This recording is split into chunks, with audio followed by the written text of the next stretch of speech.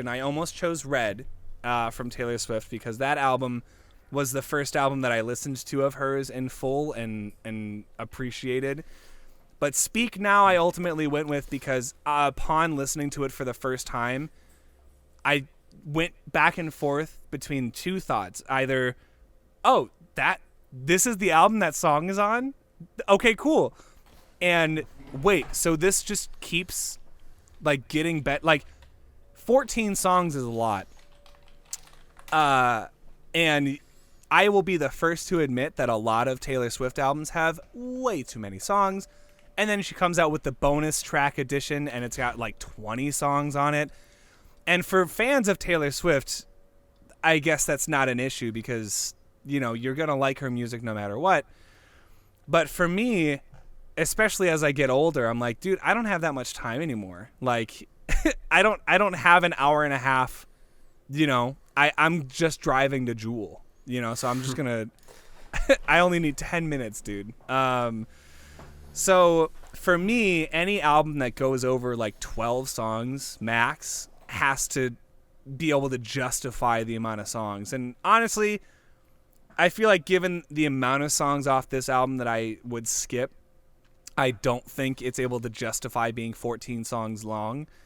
But the 9 songs that I do really like and do really fuck with are really good. I think part of that is helped by the fact that this is one of the only albums that Taylor Swift wrote all of the songs. Like, she writes most of her songs, but she ultimately ends up getting someone else to co-write with her or like make some adjustments to some parts of the songs or write instrumental parts to the songs. So they get credited as songwriters as well.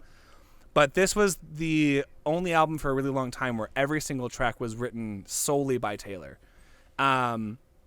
Which is really cool because I think she is a great storyteller and she takes the detail-oriented visual language of country music and she applies it to a more pop-centric, melody-driven backdrop. And the production on this album is really cool too. If I listened to this album again, I would be reminded, oh yeah, this is what I want my albums to sound like. To include acoustic guitar, to include lots of background vocals, to include guitar solos and punchy drums. And for a really long time, this was my standard for just overall production quality. And so you got songs like the title track, Speak Now. You got songs like Mine. You got songs like Enchanted, which I play a lot during my live cover sets.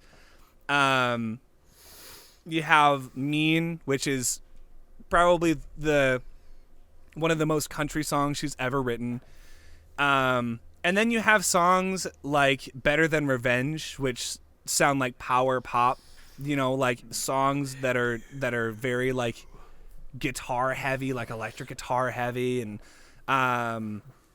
what else is I can't remember other highlights right now specifically off the top of my head, but yeah, dude, it just, this is one of the albums that I listened to all the time driving to and from school, because I went to school like 2.5 hours away from home, and I would always end up having time to listen to like 2 or 3 albums.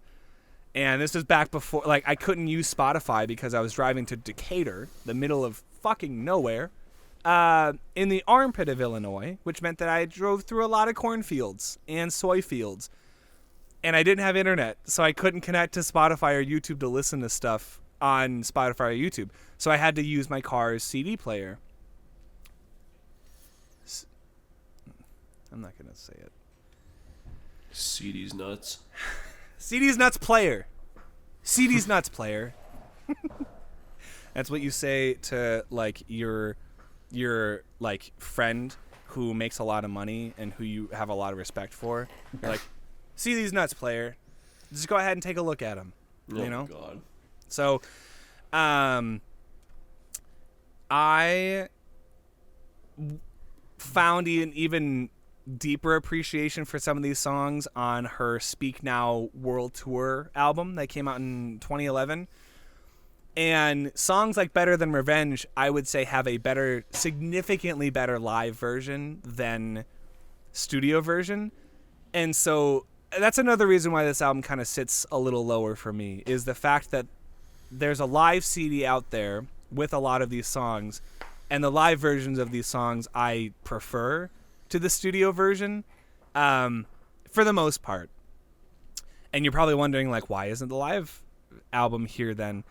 Well, it's because, it's only a handful of songs out of the 14 that I think are better live. And I, again, like the production on Speak Now, the record. I like the arrangement of all of the instruments and how they're placed in, the audio space. There's a more technical word for that, but how things play in the left ear and play in the right ear, and how they're mixed in the overall mix. Not to sound too redundant, but I'm sure you don't have a whole lot to say about Taylor Swift, just as far as how you feel. Fucking tell you what I think of Taylor Swift, Nick.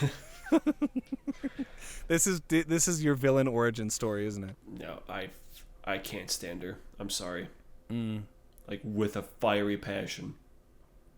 And listen, you don't have to explain on air why you don't like her. But I think the audience is kind of asking for it, right, guys? All the ones that are popular are the same fucking garbage all over and over again.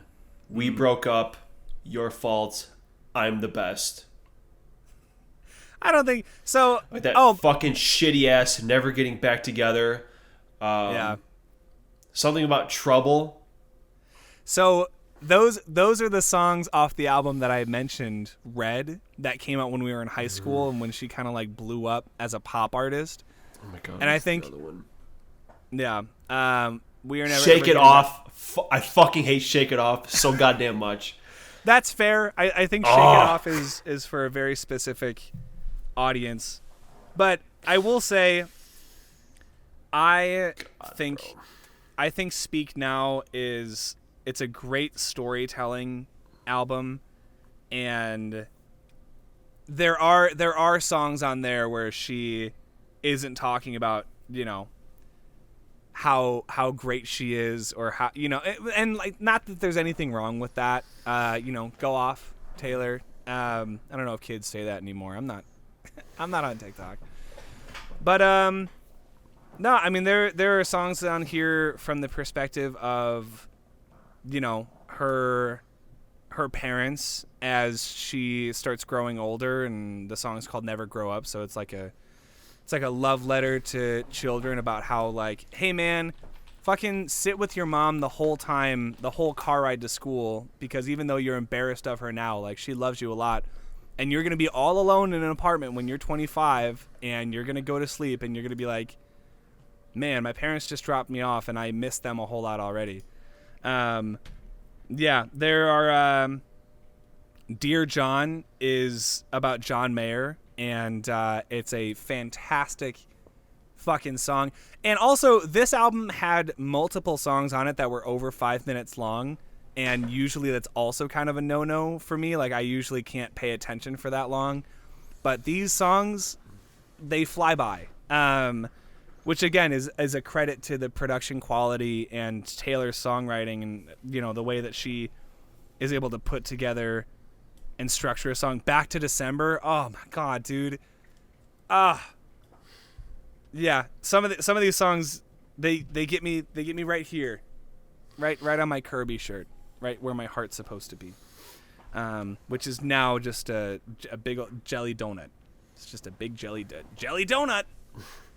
So anyway, I could go on and on about how much I like this album, and how whenever people ask me who my influences are as a musician, I always mention Taylor Swift, and I always mention Foo Fighters, and I always mention John Mayer, which may or may not be a hint as to who's coming up later.